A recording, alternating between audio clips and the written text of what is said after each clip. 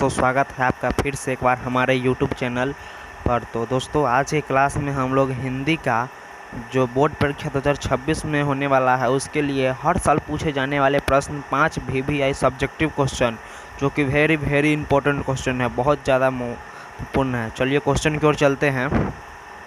तो दोस्तों, हम लोग आ चुके हैं अब क्वेश्चन पर। तो देखिएगा, आज का हमारा क्वेश्चन है हम में वाक शक्ति ना होती तो क्या होता। हम में वाक शक्ति ना होती तो क्या होता। तो दोस्तों, हम में अगर वाक शक्ति ना होती तो यह समस्त सृष्टि जो है वह गूंगी प्रतीत होती। अगर हम में वाक शक्ति, हम में आप में अगर बोलने की जो हम बोलते हैं आवाज़ जो निकलता है वह अगर हम में आप में नहीं हो तो सोचिए, क्या हम कोई आवाज़ कर सकेंगे, बोल सकेंगे, किसी से बात कर सकेंगे? नहीं ना। तो इसी तरह अगर यह वाक शक्ति जो है वह नहीं होती तो यह समस्त सृष्टि कैसी प्रतीत होती? गूंगी प्रतीत होती। सभी लोग चुपचाप एक कोने में बैठे रहते। कोई भी किसी से अपने सुख दुख को जाहिर नहीं करता। कोई भी अपनी समस्या किसी को नहीं सुना पाता। तो यह तो जाहिर सी बात है कि अगर हम में बोलने की शक्ति ही नहीं रहेगी तो हम किसी से क्या ही कुछ कहेंगे, ना उससे अपना सुख दुख कुछ भी नहीं कह सकते हैं। दोस्तों, जब हमें बोलने की शक्ति ही नहीं रहेगी तो हम क्या किसी से कहेंगे? तो वही इस क्वेश्चन का मतलब वही है। तो वाक शक्ति एक बहुत बड़ी अद्भुत शक्ति है जो हम लोगों को ईश्वर ने दिया है। तो वाक शक्ति जो यह बोलने की शक्ति है यह हमें ईश्वर से प्राप्त है और यह काफ़ी महत्वपूर्ण है। यह हमारे लिए वरदान है कि हम एक दूसरे से बोल सकते हैं, एक दूसरे के सुख दुख को समझ सकते हैं। तो चलिए दोस्तों, अगला क्वेश्चन पर चलते हैं। तो दोस्तों, अगर आप लोग नए हैं ना चैनल पर तो चैनल को एक बार ज़रूर सब्सक्राइब कर लीजिएगा और अपने दोस्तों के पास भी शेयर करिएगा इसे, ठीक है, ताकि लाइव क्लास अपना जल्द से जल्द स्टार्ट हो, ठीक है। और देखिए, क्वेश्चन है, लहना सिंह का परिचय अपने शब्दों में दे। यह लहना सिंह जो है दोस्तों, लहना सिंह, यह उसने कहा था चैप्टर से लिया गया है, उसने कहा था पाठ से। और यह जब पाठ को आप पढ़िएगा इस कहानी को तो आपको काफ़ी आनंद आएगा, क्योंकि यह कहानी बहुत ही मज़ेदार है, ठीक है ना। लहना सिंह, चलिए आगे का उत्तर देखते हैं। लहना सिंह एक सच्चे देशभक्त तथा वीर सिपाही थे। लहना सिंह जी जो हैं वह एक सच्चा देशभक्त है और वीर सिपाही भी है, क्योंकि वह बहुत बहादुर और निडर व्यक्ति थे। यह जो लहना सिंह है वह एक निडर किस्म का इंसान है, ठीक है। सूबेदारनी ने अपने पति और पुत्र की रक्षा करने के लिए लहना सिंह को कहा और लहना सिंह ने इस वचन को पूरी तरह से निभाया और अपना प्राण दे दिया। यह जो लहना सिंह जी हैं और इनके साथ सूबेदार हजारा सिंह भी होते हैं सेना में।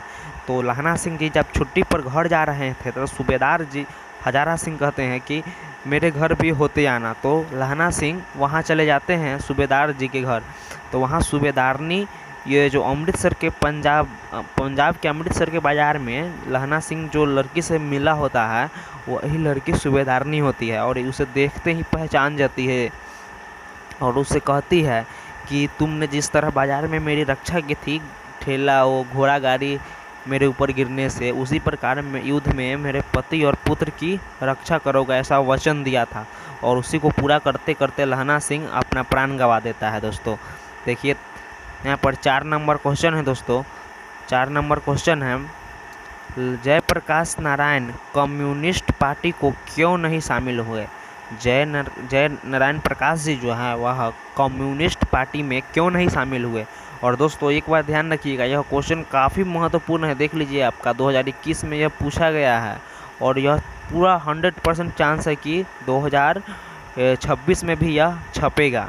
तो देखिए, उत्तर है जयप्रकाश नारायण कम्युनिस्ट पार्टी में इसलिए शामिल नहीं हुए क्योंकि उन्होंने लेनिन से सीखा था कि जो देश गुलाम हो उस देश के कम्युनिस्ट पार्टी को अपने आप को आज़ादी की लड़ाई से अलग रखे, चाहे उस लड़ाई का नेतृत्व किसी भी वर्ग के हाथ में हो।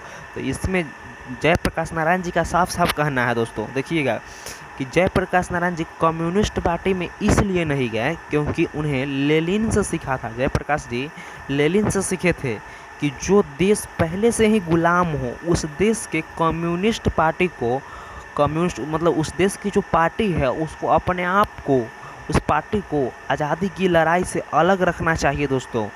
चाहे उस लड़ाई का नेतृत्व किसी भी वर्ग के हाथ में क्यों ना हो, उससे उस जो पार्टी है उसे आज़ादी की लड़ाई से अलग रखनी चाहिए। अगर ऐसा नहीं होता इसलिए जयप्रकाश नारायण जी कम्युनिस्ट पार्टी में शामिल नहीं होते हैं। और देखिएगा यहाँ पर अगला क्वेश्चन है दोस्तों, नारी की पराधीनता कब से प्रारंभ हुई? तो नारी की पराधीनता जो है दोस्तों, नारी की पराधीनता तब प्रारंभ हुई जब मानव जाति ने कृषि का आविष्कार किया, जिसके चलते नारी घर में और पुरुष बाहर रहने लगा। यहाँ पर नारी की पराधीनता के बारे में पूछा गया। तो नारी की पराधीनता तब से प्रारंभ हुई, यानी कि जब पुरुष का खेती बाड़ी या कृषि जीवन जो है प्रारंभ हुआ जब से, तो पुरुष यह डिसाइड हुआ कि पुरुष जो है वह घर के बाहर काम करेंगे, खेत में वह कृषि करेंगे, हल चलाएंगे, मजदूरी करेंगे, ये सब पुरुष का काम हो गया। और घर के अंदर का काम हो गया खाना बनाना, बच्चे का पालन पोषण करना, ये सब जो है घरेलू काम है वह सब नारी स्त्री करेंगी। तो और देखिएगा आगे, यहाँ से ज़िंदगी दो टुकड़ों में बट गई। और यह बिल्कुल सही है कि यहाँ से जो ज़िंदगी अलग ही मोड़ ले लिया। घर का जीवन सीमित है, घर का जीवन तो जो महिलाओं के, नारी के जो यहाँ पर जीवन, यहीं से पराधीनता हो गई। और यह जो है उनका जीवन एक नया मोड़ ले लिया, क्योंकि उनका जीवन घर में ही सीमित रह गई सिमट कर, और बाहर का जीवन निस्सीम होता गया। वह छोटी जिंदगी बड़ी जिंदगी के अधिकाधिक अधीन होती चली गई। और यह जो नारी जो है वह घर का काम करते करते घर में ही रह गई, और पुरुष बाहर, मतलब वह बाहर ही रह गया। ठीक है, अगला क्वेश्चन देखिएगा। और आज का दोस्तों यह आखिरी क्वेश्चन है, आज का यह अंतिम है। देखिएगा, लेखक के अनुसार सुरक्षा कहाँ है? वह डायरी को किस रूप में देखना चाहते हैं? लेखक के अनुसार सुरक्षा कहाँ है? वह डायरी को किस रूप में देखना चाहते हैं? तो दोस्तों इसका आंसर देखने से पहले एक बार हम आपसे कहेंगे कि चैनल को आप लोग ज़रूर से ज़रूर सब्सक्राइब करिएगा और अपने दोस्तों के पास इसे शेयर भी कर दीजिएगा। हम आपको, क्योंकि आप जब सपोर्ट करिएगा ना तो हमें क्या कहता है, उत्सुकता जो है वह मिलती है, तो हम इसलिए उत्साह मिलता है, हमें उत्साह बढ़ती है, तो हम अच्छे कंटेंट और लाते रहेंगे। और आप साथ हमारे बने रहिए। हम आपको एग्ज़ाम तक कहते हैं ना कि हिंदी में पूरा 100 में 100 उठवाएंगे, 100 में 100 पूरा नंबर आपको मिलेगा। तो चलिए देखिए, उत्तर है लेखक डायरी। उत्तर आपको बता दें, लेखक डायरी लेखन को सुरक्षित नहीं मानता है। लेखक डायरी लेखन को सुरक्षित नहीं मानता है। उनके अनुसार सुरक्षा सत्य की रोशनी में है। सुरक्षा जो है वह सत्य की रोशनी में है। लेखक डायरी को अपना समस्त अनुभव के रूप में देखना चाहता है।